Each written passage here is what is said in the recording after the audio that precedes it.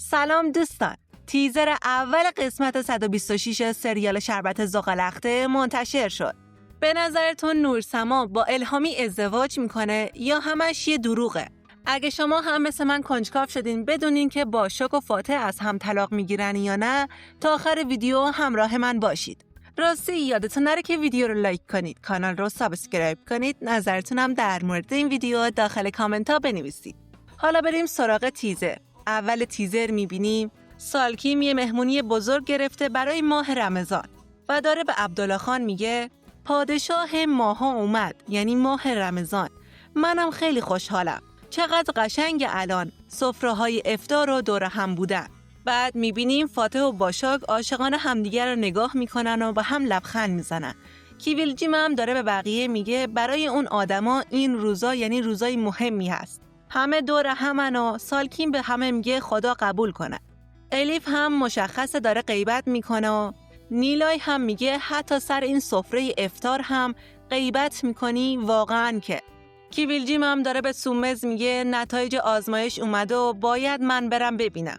سومز هم کمال رو بغل میکنه و گریه میکنه. کیویلجیم میگه تو پسر منی عزیز دلم. عمر هم که مشخص عصبانی و داره به کسی میگه همتون رو از این کارتون پشیمون میکنم. یه صحنه دیگه میبینیم که فاتح داره به باشاک میگه امروز این کار رو تموم میکنیم و بالاخره از هم دیگه خلاص میشیم و تو هم خوشحال باش. ولی با چهره باشاک مشخصه که دوست نداره طلاق بگیره. سالکیم هم که فضولی میکنه و به باشاک میگه با شوهرت نکنه اختلافی داری. باشاک هم میگه باید از شما ترسید سالکیم خانوم. بعدش میبینیم برای نیلای کسی گل آورده. نیلای هم با گریه به مامانش میگه من نمیخوام تو زندگی مردی باشه، اصلا دوست ندارم ازدواج کنم. مامانش هم میگه تو میخوای به عنوان فرزند خونده ی عبدالله سالکیم بمونی؟ یعنی چی دیگه؟ شوهر نداری، خونه اونا میخوای چیکار؟ ازدواج کن بره دیگه. بعد میبینیم الهامی رفته پیش پدرش و داره بهش میگه بابا من هنوز عاشق نورسما هستم و هنوز دوستش دارم. باباش هم به الهامی میگه یا شنا یاد میگیری یا غرق شدن رو به جون میخری. دیگه نمیتونم دخالت کنم و زندگی خودت پسرم. در آخرم میبینیم الهامی و نورسما با هم قرار گذاشتن و نورسما به الهامی میگه به پیام‌هاتم فکر کردم ولی ما مثل دوست هستیم با هم الهامی. الهامی هم به نورسما میگه پدرمو بر میدارم و میام. این صیغه نمایشی رو انجام میدیم و زن و شوهر هم میشیم. نورسما هم که مشخص خوشحال میشه و میگه همینطور که تو میگی بشه الهامی. خب دوستان اینم از پایان تیزر اول قسمت 126 سریال شربت زغالخته. حالا بریم چند خبر کوتاه و استوری جدید بازیگرانمون رو با هم ببینیم. طبق این تیزر فهمیدیم که الهامی عاشق نورسما شده و نورسما اونو نمیخوادش. الهامی میخواد اونو صیغه کنه شاید بتونه نورسما رو عاشق خودش کنه. مشخصه که کمال انگار بچه واقعیشون نیست و عمر خیلی عصبانی میشه. نیلای هم داره کلاس میذاره ولی مشخص آخر ازدواج میکنه. خبرهایی رسیده که نورسما با الهامی و اصیل با الیف نامزد میکنن. اما بین اصیل و نورسما یه عشق پنهانی شکل میگیره و این رابطه با واکنش جدید همه رو روبرو خواهد کرد. در رأس آنها عبدالله و فاتح در ادامه آسوده پشت آنها خواهد ایستاد. یه خبر دیگه اومده که تونجای کاملا به کیویلجیم علاقه‌مند میشه. اما کیویلجیم او را فقط در حد یک دوست میبینه. تونجای در قسمت‌های آینده به عمر آسیب میزنه و در نهایت به زندان خواهد افتاد. گوکبرگ بازیگر جدید سریال شربت زغالخته که از خودش استوری گذاشته. به گزارش خبرنگار سینا اغلو، فرایند احساسی برای سریال شربت زغالخته با مدیریت متوالی آغاز میشه.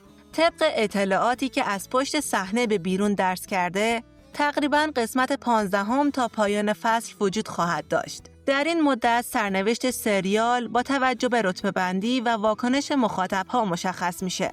البته رویکرد مدیریت کانال در شرایط فعلی در این تصمیم تعیین کننده خواهد بود.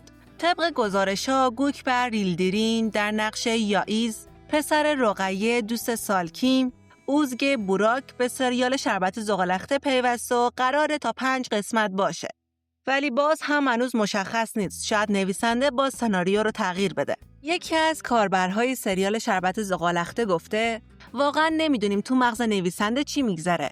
فیراز به اصیل میگفت داداش بعد اصیل به زنداداش سابقش چشم داره یعنی، و فیراز از خیانتش پشیمون شده بود و با ناراحتی رفت. نه اینکه با کس دیگه بره. الان دوباره نورسما با خانواده شوهر سابقش میخواد وصلت کنه. اگه فیراز هم برای عروسیشون دعوت کنن و این یعنی دیوونه خونه تکمیل میشه.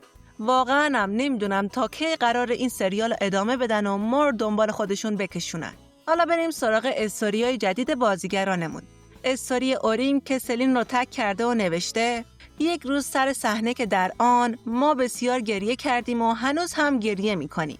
مشخصه که بازیگران هم از این سریال حوصله‌شون سر رفته.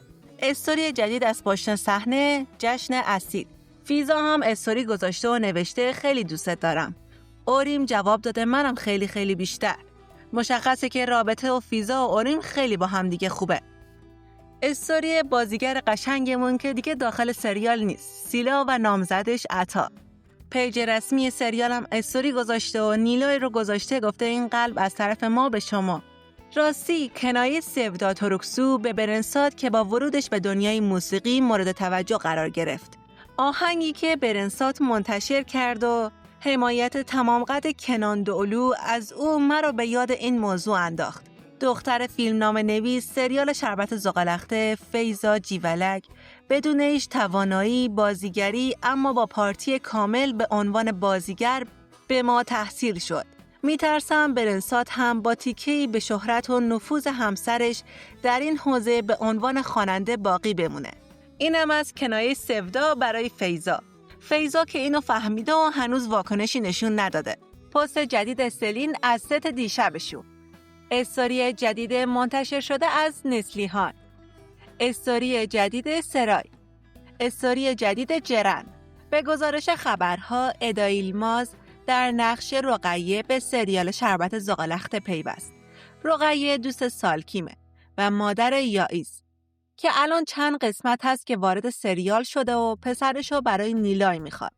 گفته شده این بازیگر نقش مهمی داره و تا چند قسمت داخل سریال هستش. خب دوستان، مرسی که تا اینجای ویدیو همراه من بودید. یادتون نره که ویدیو رو لایک کنید، کانال رو سابسکرایب کنید، نظرتونم در مورد این ویدیو داخل کامنت ها بنویسید. بهترین نظر رو پین میکنم. به نظرتون چه اتفاقی سر نورسما میفته؟ یا باشاک و فاتح از همدیگه طلاق میگیرن یا نه؟